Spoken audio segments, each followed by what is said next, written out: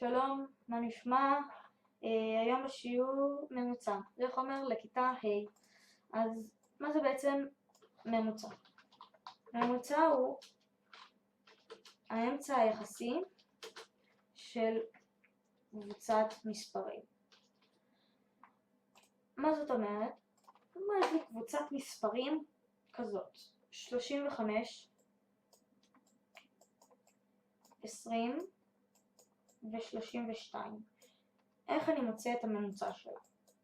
אני מחבר את כל האיברים שיש לי בקבוצה. 35 ועוד 20 ועוד 32 שווה ל-87. עכשיו, החלק השני בלפתור את ממוצע הוא לחלק את הסכום שיצא לי במספר האיברים בקבוצה.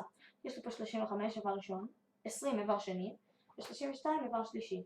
זאת אומרת, שלושה איברים בקבוצת מספרים הזאת, אז אני מחלק את ה-87, הסכום שיצא לי, ב-3. ויוצא לי 29. עכשיו, תחשבו על זה, זה הגיוני. הרי אני מחבר את כל המספרים יחד, ומחלק אותם יחסית שווה בשווה, לפי מספר האיברים שיש לי בקבוצה. לדוגמה, אם היה לי מספרים נמוכים ומספר אחד גבוה, אז כנראה שהממוצע שלהם היה מספר יחסית נמוך, כי רוב המספרים נמוכים ויש רק מספר אחד גבוה, אז יש לו משמעות פחות גבוהה. עכשיו, מה לגבי 0 בממוצע? זה כלל שממש כדאי לזכור. 0 משפיע בממוצע. זה לא שהוא חסר משמעות בגלל שהוא 0 לדוגמה. נגיד יש לי קבוצת מספרים 0, 10 ו-2. אז אם אני אחשב עם ה-0, אז יצא לי שיחד הם שווים ל-12, ואם אני מחשיב את ה-0, אני צריך לחלק ב-3.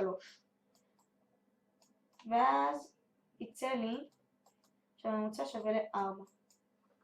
מה שהגיוני, כי אם אני לא אחשיב את ה-0, אם אני אתעלם ממנו, אז יצא לי שזה שווה ל-12, אבל אז בשלב החילוק אני מתעלם ממנו.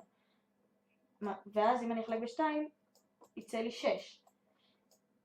אבל בעצם 0 גם חלק מהקבוצה הזאת, וזה יותר הגיוני שאם יש פה גם 0 וגם 2, המספר יהיה יותר נמוך. ולא מעל 5 לדוגמה. אז 0 משפיע על ממוצע. לא להתעלם ממנו. עכשיו, מה קורה כשיש לי קבוצת מספרים, שבעצם כל קבוצה היא אותו מספר. יש לי קבוצה כזאת, 5, 5, 5 ו-5.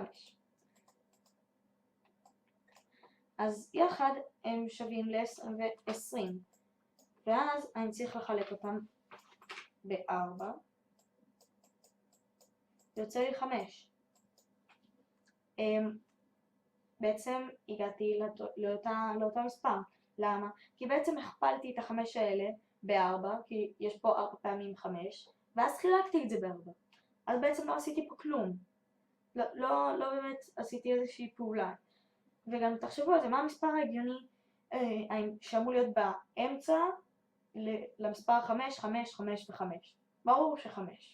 הוא יכול הכי קרוב לכולם. הכי קרוב לכולם. אז זהו, זה הרעיון של ממוצע. הוא באמת נושא די פשוט. הוא לא נושא שאומרים להסתבך איתו.